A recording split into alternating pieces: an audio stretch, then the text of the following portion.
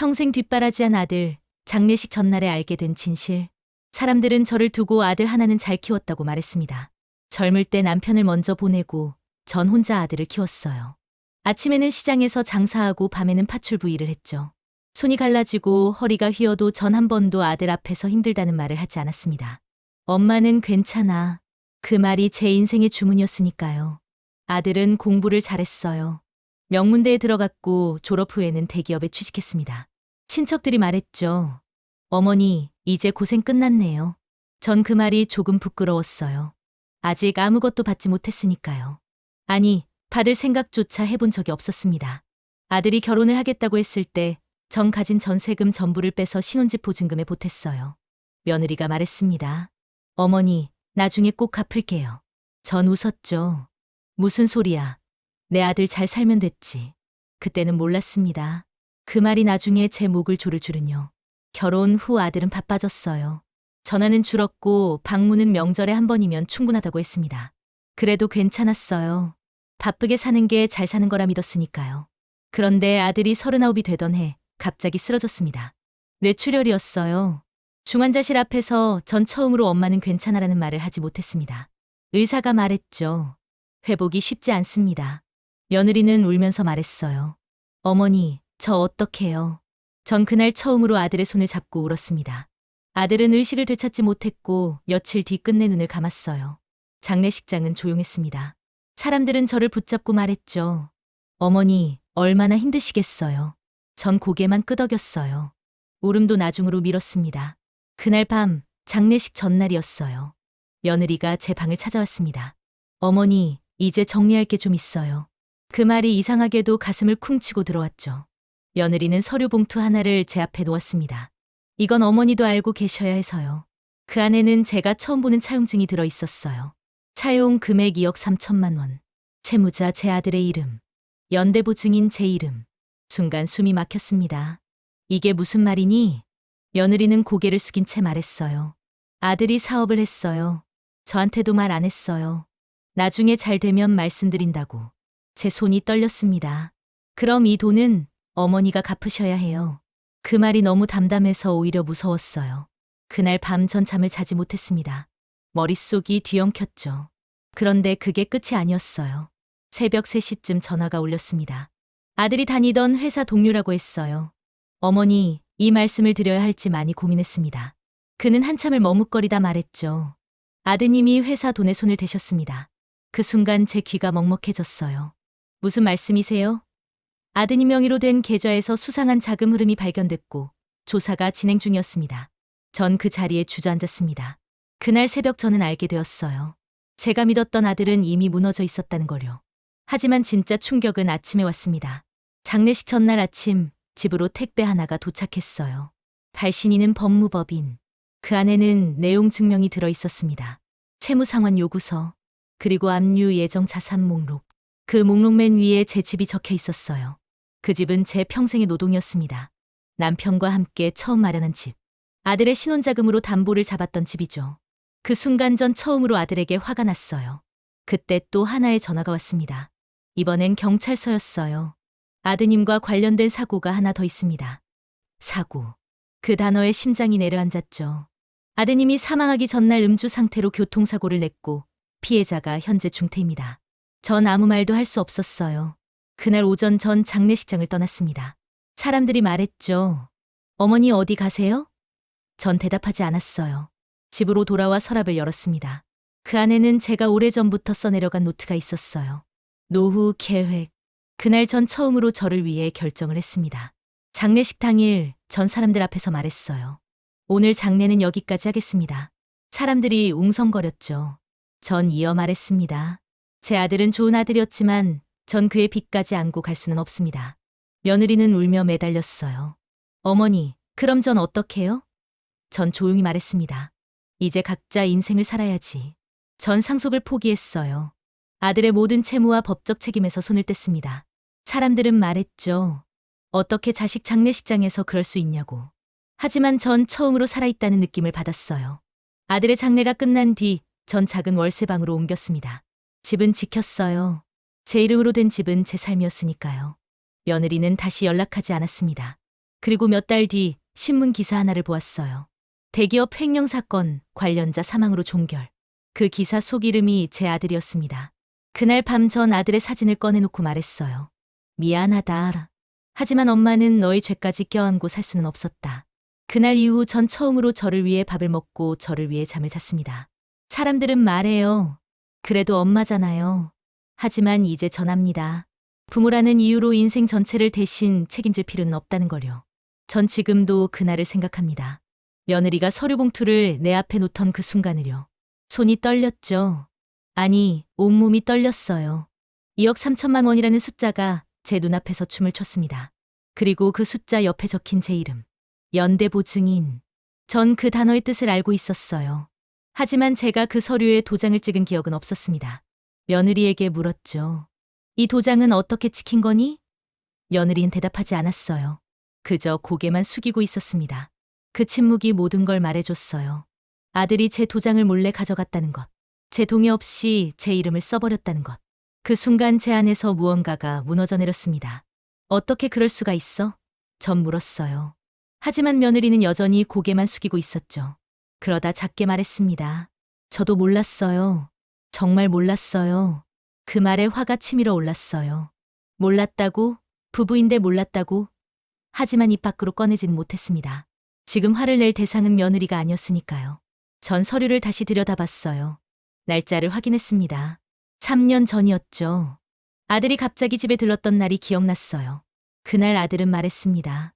엄마, 인감증명서 좀 필요해. 전 아무 생각 없이 인감도장을 내줬죠. 뭐 하려고?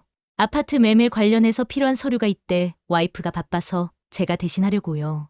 전 의심하지 않았어요. 제 아들이 저를 속일 리 없다고 믿었으니까요. 그날 며느리는 서류를 두고 나갔습니다. 전 홀로 남아 그 종이를 바라봤어요. 2억 3천만 원. 그 돈이면 제가 평생 모은 돈보다 많았습니다. 제가 시장에서 장사하며 모은 돈, 파출부이라며 저축한 돈, 그 모든 걸 합쳐도 이 액수에는 한참 못 미쳤죠. 새벽에 걸려온 전화는 더 큰 충격이었어요. 회사 동료라는 사람의 목소리는 떨리고 있었습니다. 제가 이 말씀을 드리는 건 어머니께서 아셔야 한다고 생각해서입니다. 그는 조심스럽게 말을 이었어요. 아드님이 회사 자금을 유용하셨습니다. 정확한 액수는 아직 조사 중이지만 최소 5천만 원 이상으로 추정됩니다. 전 전화기를 붙잡고 물었죠. 그게 무슨 말씀이세요? 우리 아들이 왜 그런 짓을? 동료는 한숨을 쉬었어요. 저희도 믿기지 않습니다. 하지만 증거가 명확합니다. 회사에서는 형사 고소를 준비하고 있었는데 아드님이 갑자기 돌아가셔서 지금은 보류된 상태입니다. 보류. 그 단어가 제 귀에 꽂혔어요. 보류라는 건 언제든 다시 시작될 수 있다는 뜻이었죠. 아들이 죽었다고 해서 죄가 사라지는 건 아니었습니다. 누군가는 그 책임을 져야 했어요. 그리고 그 누군가는 결국 저였습니다. 전화를 끊고 전 방바닥에 주저앉았어요. 온몸에 힘이 빠졌죠. 이게 꿈이었으면 좋겠다고 생각했습니다. 아들이 쓰러진 것도, 아들이 죽은 것도, 그리고 지금 이 모든 상황도 다 꿈이었으면 좋겠다고요. 하지만 현실은 냉혹했어요. 제 손에 들린 차용증은 분명히 실제했고 새벽에 걸려온 전화도 진짜였습니다. 해가 뜨기 시작했어요. 장례식 전날 아침이었죠. 전 씻지도 못한 채 거실에 앉아 있었습니다. 그때 초인종이 울렸어요. 택배 기사가 서 있었죠. 법무법인에서 온 서류였습니다. 전 떨리는 손으로 봉투를 뜯었어요. 내용 증명, 채무 상환 요구서, 그 문구들이 제 눈에 들어왔습니다. 연대부 증인으로서의 책임, 법적 의무, 기한 내 미상환 시 강제 집행, 압류 예정 자산 목록, 그리고 그 맨 위에 적힌 제 집 주소. 전 그 순간 모든 게 끝났다고 느꼈어요. 그 집은 제가 남편과 함께 30년 전에 산 집이었습니다. 당시엔 변두리였던 곳이 지금은 제법 좋은 동네가 됐죠. 집값도 올랐어요. 하지만 전 그 집을 팔 생각이 없었습니다. 그곳엔 남편과의 추억이 있었고 아들을 키운 기억이 있었으니까요. 아들이 처음 걸음마를 뗀 곳도, 처음 학교에 간 날 돌아와 현관문을 열던 곳도 다 그 집이었어요. 아들이 결혼할 때 그 집을 담보로 대출을 받았습니다. 신혼집 보증금을 마련해 주려고요. 며느리 부모님도 돈을 보태셨지만 부족했어요. 전 망설이지 않고 집을 담보로 잡았죠. 아들이 잘 살면 된다고 생각했으니까요. 언젠가 갚으면 되는 거라고 믿었습니다. 하지만 이제 그 집마저 잃게 생겼어요. 아들의 빚 때문에, 아들이 저를 속이고 만든 빚 때문에요. 전 서류를 내려놓고 창밖을 바라봤습니다. 동이 트고 있었죠. 새로운 하루가 시작되고 있었어요. 하지만 제게는 어둠만 가득했습니다. 그때 또 전화가 울렸어요. 경찰서였습니다. 담담한 목소리로 경찰은 말했죠. 아드님과 관련된 사고, 건으로 연락드립니다. 전 정신이 아득해졌어요. 또 뭐가 있다는 거죠? 아드님이 사망하시기 전날 밤 음주운전으로 교통사고를 일으키셨습니다. 피해자는 보행자였고 현재 중환자실에 계십니다. 음주운전, 교통사고, 중환자실, 그 단어들이 제 머리를 때렸어요. 아들이 죽기 전날 밤? 전 그날을 떠올렸습니다. 아들이 쓰러지기 하루 전이었죠. 아들은 그날 늦게까지 어디 있었을까요? 무슨 생각을 하며 술을 마셨을까요? 그리고 왜 운전대를 잡았을까요? 피해자 가족분들이 합의를 원하고 계십니다. 경찰의 말이 이어졌어요. 아드님이 돌아가셨지만 민사상 책임은 남아 있습니다. 전 입술을 깨물었어요. 합의금, 또 돈이었습니다. 제가 내야 할 돈이었죠. 전 경찰에게 물었어요. 얼마나 되나요? 경찰은 잠시 침묵하다 대답했습니다. 피해자 상태가 심각해서 정확한 금액은 아직 모르지만 최소 수천만 원은 될 것 같습니다.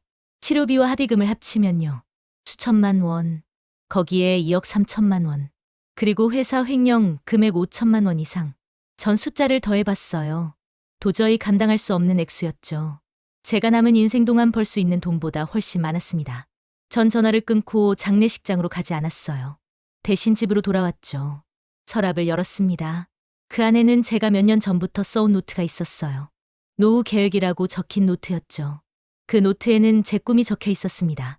작은 시골집을 하나 사서 텃밭을 가꾸며 살고 싶다는 것. 가끔 친구들과 여행도 가고 싶다는 것. 오래전부터 배우고 싶었던 서예를 배우고 싶다는 것. 소박한 꿈들이었어요. 하지만 제게는 소중한 꿈들이었죠. 전 노트를 펼쳐 들고 한참을 바라봤습니다. 그리고 결심했어요. 더 이상 아들의 그림자 속에서 살지 않겠다고요. 부모라는 이름으로 모든 걸 짊어지지 않겠다고요. 전 저를 위해 살기로 했습니다. 장례식장으로 향했어요. 사람들이 모여 있었죠.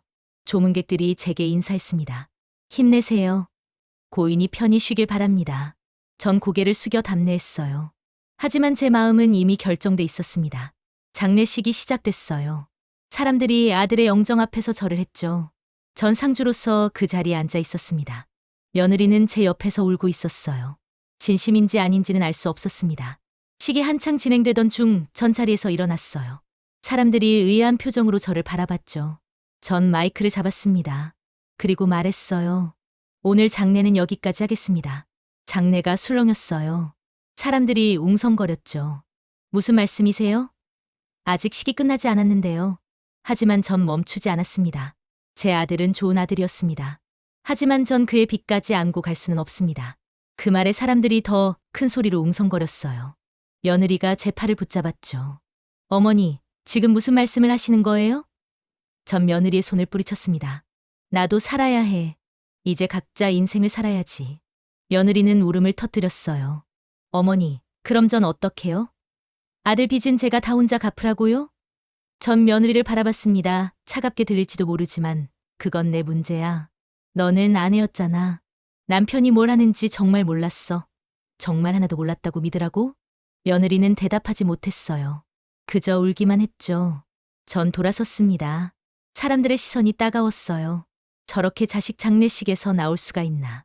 부모가 어떻게 저럴 수가 있지. 수군거리는 소리가 들렸습니다.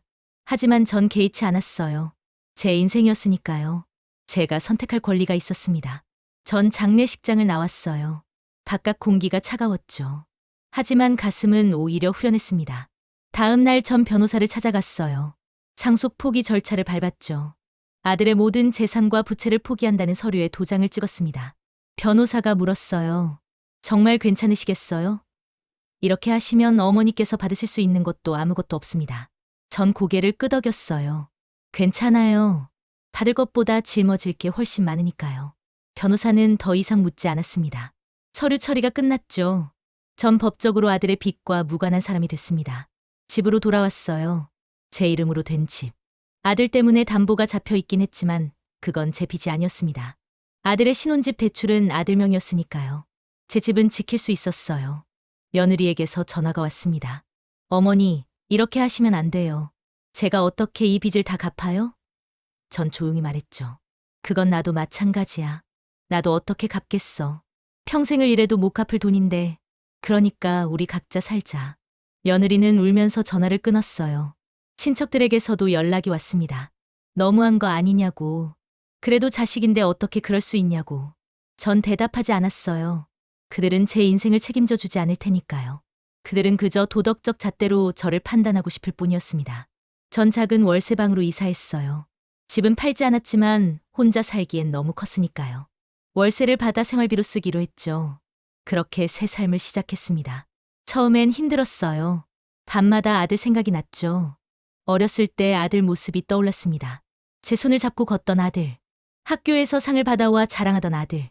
대학 합격증을 들고 환하게 웃던 아들. 그 모든 기억이 가슴을 아프게 했어요. 하지만 동시에 배신감도 느꼈습니다.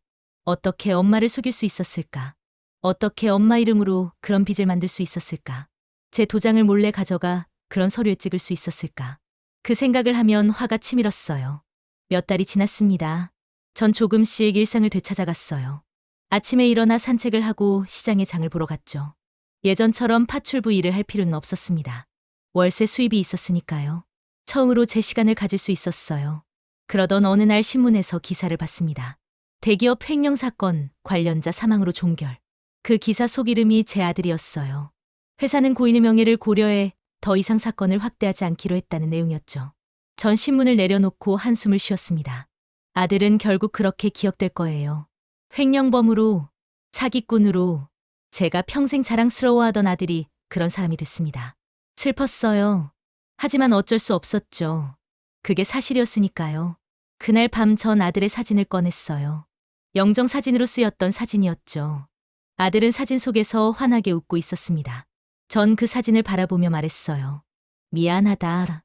하지만 엄마는 너의 죄까지 껴안고 살 수는 없었다. 눈물이 흘렀습니다. 한참을 울었어요.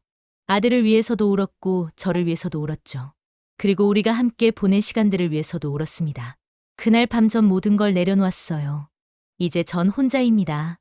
아들도 없고 며느리도 없어요. 친척들과도 연락을 끊었죠. 하지만 외롭지 않습니다. 전 처음으로 저를 위해 살고 있으니까요. 저를 위해 밥을 먹고 저를 위해 잠을 자요. 저를 위해 웃고 저를 위해 울죠. 사람들은 여전히 말합니다. 그래도 엄마잖아요.